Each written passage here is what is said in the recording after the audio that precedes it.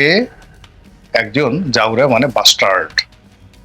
আর সে শুধু যেন তেন বাস্টার্ড না, জাউরা মানে তার বাপ ও বাস্টার্ড ছিল।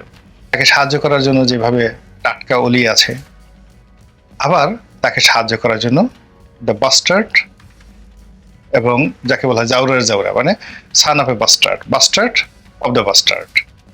মানে সেগুলো group of dozens of bastard রয়েছে যারা চিন্তা চেতনায় দেশে দেশের বাইরে তার সৈনিক হিসাবে, তার যাকে বলে পোষ্য হিসাবে, তার ভক্ত হিসাবে তাকে সাহায্য করছেন। তো আসসালামু আলাইকুম রহমতুল্লাহি ওয়া বারাকাতুহু। সম্মানিত দর্শক, শেখ হাসিনার পতনের পর পিনাকি ভট্টাচার্যকে নিয়ে এটি আমার প্রথম ভিডিও। যখন আওয়ামী লীগ ক্ষমতায় ছিল তখন জনাব পিনাকিকে নিয়ে আমি বেশ কয়েকটি ভিডিও করেছি। উদ্দেশ্য ছিল তাকে এনলাইটেন করা, তাকে হাইলাইট করা। এর কারণ হলো তিনি যে সময়টিতে এই ইউটিউবে ভিডিও করা শুরু করেন এবং তিনি যে স্টাইলে কথা বলা শুরু করেন, সে স্টাইলটা প্রথম দিকে প্রমিত বাংলায় আমাদের মতো কথা বলতেন এবং তার যে ভিউ, এগুলো আমাদের সাথে অনেক কম ছিল। পরবর্তীতে তিনি এটিকে জাস্ট একটা মডার্ন টেকনোলজির মাধ্যমে, ভাষার মাধ্যমে, চিত্রনাট্যের মাধ্যমে, উপস্থাপনার মাধ্যমে এতটা নান্দনিকতা নিয়ে আসেন এবং সেই নান্দনিকতার সঙ্গে সঙ্গে জনপ্রিয় যে বিষয়, অর্থাৎ শেখ হাসিনাকে গালাগাল করা, আওয়ামী লীগকে গালাগাল করা, এই বিষয়গুলোকে এখন যে স্টাইলে তিনি করছেন, সেই স্টাইলটা যে মুহূর্তে তিনি শুরু করেন, অমনি তার যে ভিউ, তার যে পাঠক, তার যে শ্রোতা, এটা রীতিমতো জ্যামিতিক হারে বাড়তে থাকে এবং তার যত জনপ্রিয়তা বাড়তে থাকে ওই সময়টাতে তিনি ততই সরকারের চক্ষুশূল হয়ে পড়েন এবং তার বিরুদ্ধে বাংলাদেশে যত সম্ভব, শেখ হাসিনার পক্ষে যতটা করা সম্ভব, অপপ্রচার বলেন, তাকে ব্যান করা বলেন, তার বিরুদ্ধে মামলা মোকদ্দমা, সবকিছুই কিন্তু সরকার করেছে।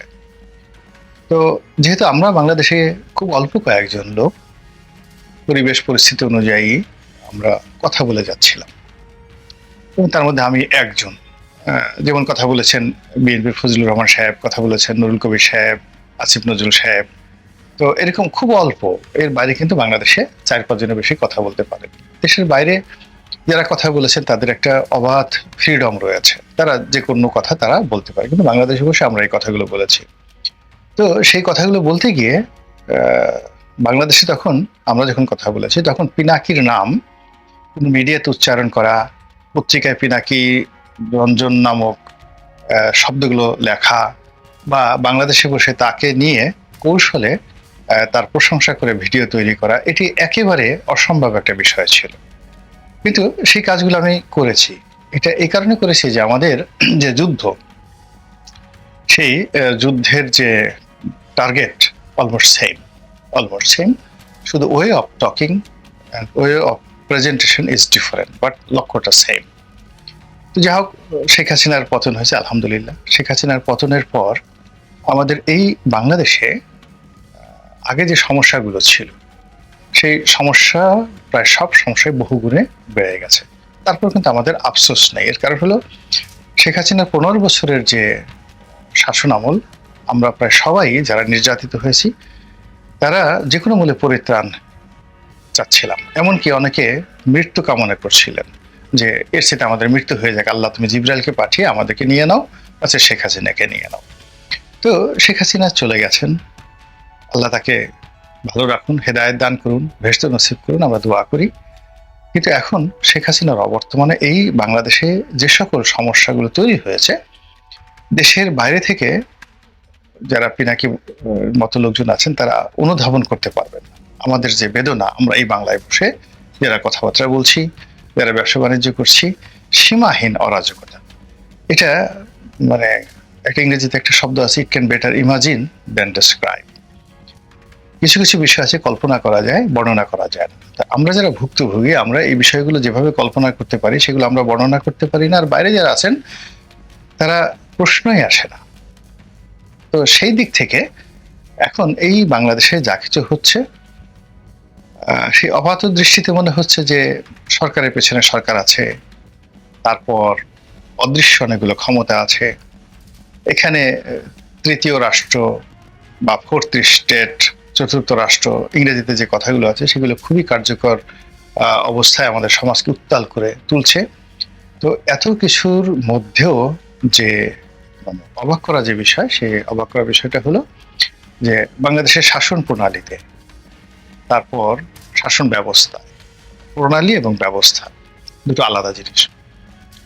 এরপর দৈনন্দিন কর্মকাণ্ড এবং আমাদের জাতীয় গুরুত্বপূর্ণ যে সিদ্ধান্তগুলো হচ্ছে, সব ক্ষেত্রে প্যারিস প্রবাসী ইউটিউবার জনাব পিনাকি ভট্টাচার্য তিনি খুবই গুরুত্বপূর্ণ ভূমিকা পালন করছেন। আমি যেটা শিরোনামে ব্যবহার করছি সেটি হলো যে তিনি এখন বাংলার খমেনি। আয়াতুল্লাহ খমেনি একসময় প্যারিসে ছিলেন এবং সেখানে থেকে তিনি পুরো যাকে বলা হয় ইরানের রাজনীতি নিয়ন্ত্রণ করেছেন এবং তার কথা মতো সবকিছু চলেছে।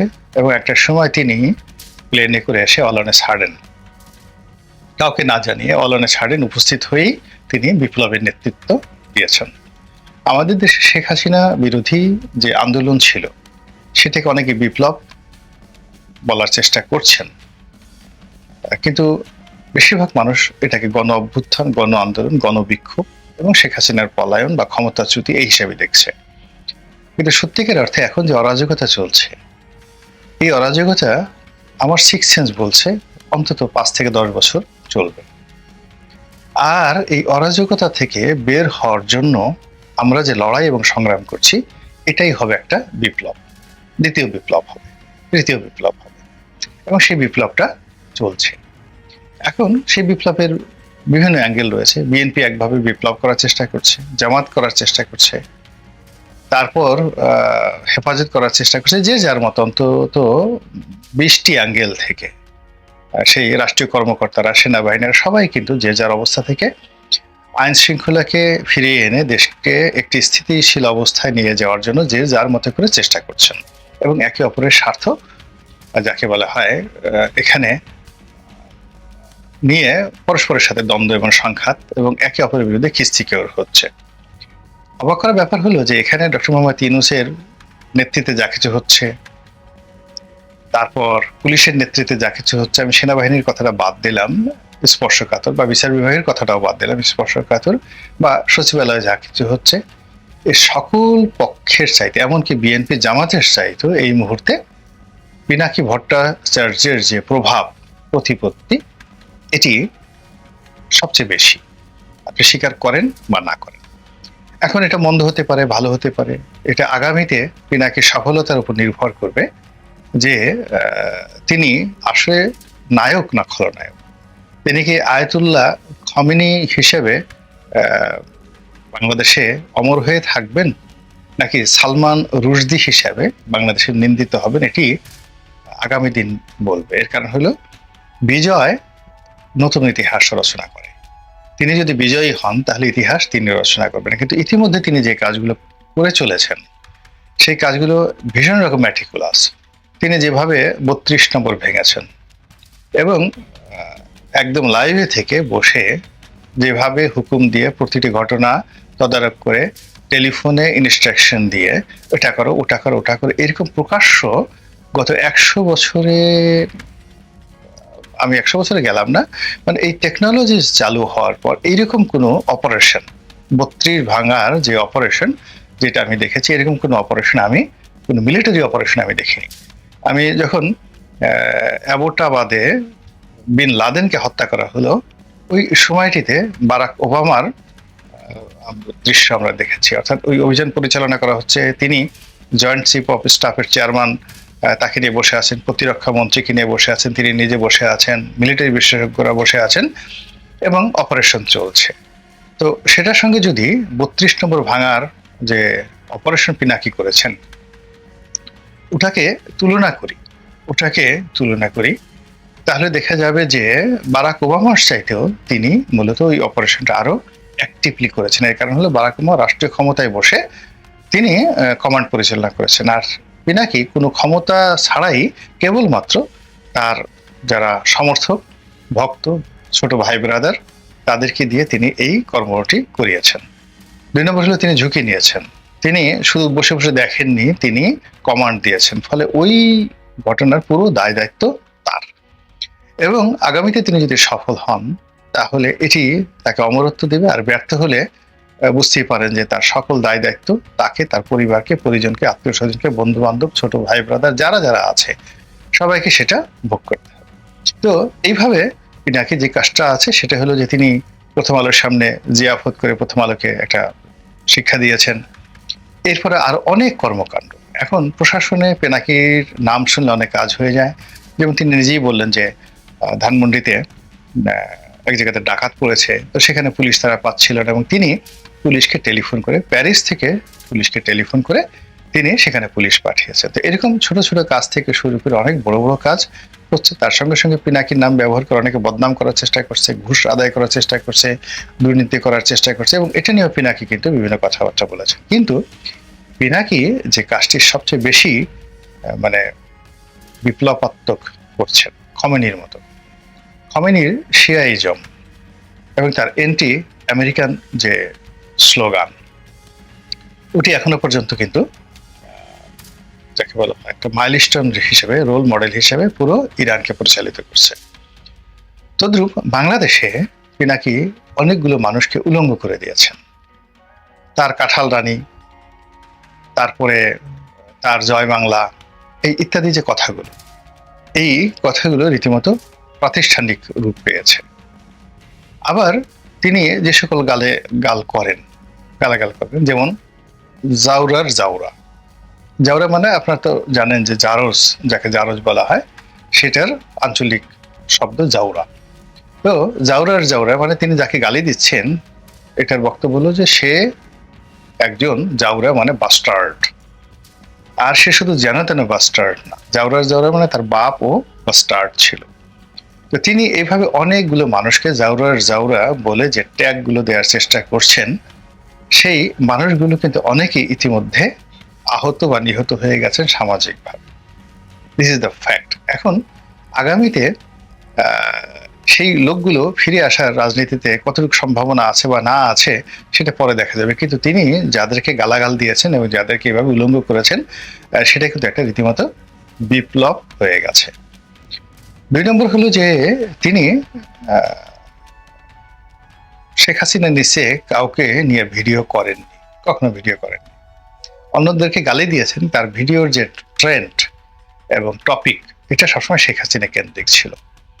আর এখন তিনি ভিডিও করছেন ডক্টর মোহাম্মদ ইউনূসকে নিয়ে, অথবা জেনারেল ওয়াকারুজ্জামানকে নিয়ে, অথবা আওয়ামী লীগকে নিয়ে, অথবা শেখ হাসিনাকে নিয়ে। এর বাইরে তিনি যাচ্ছেন না।